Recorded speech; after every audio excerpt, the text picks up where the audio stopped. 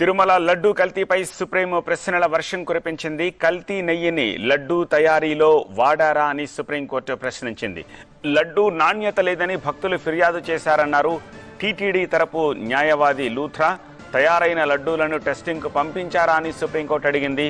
అనుమానం ఉంటే రెండో అభిప్రాయం తీసుకుంటాం కదా అని సుప్రీం అంది. తిరస్కరించిన నెయ్యిలో మీరు చెప్పిన అవశేషాలు ఉన్నాయా అని సుప్రీం ప్రశ్నించింది. విచారణ పూర్తి కాకముందే కల్తీపై ప్రకటనలు భక్తుల మనోభావాలను దెబ్బతీస్తాయింది సుప్రీం. ల్యాబ్ రిపోర్ట్లో ఉన్న నెయ్యితోటి లడ్డూ తయారు చేసినట్టు ప్రాథమిక ఆధారాలు లేవంది ధర్మాసనం. నెయ్యిలో కల్తీ జరిగినట్టు ల్యాబ్ రిపోర్టు స్పష్టం చేస్తోంది అని లూథ్రా అంటున్నారు. గతంలో ఇదే కాంట్రాక్టర్ కొన్ని ట్యాంకర్లు సరఫరా చేశారని లూథ్రా సుప్రీంకి చెప్పారు. అయితే లడ్డూ తయారీకి ఆ నెయ్యి వాడారా లేదా అనేదే మా ప్రశ్న అంది సుప్రీంకోర్టు.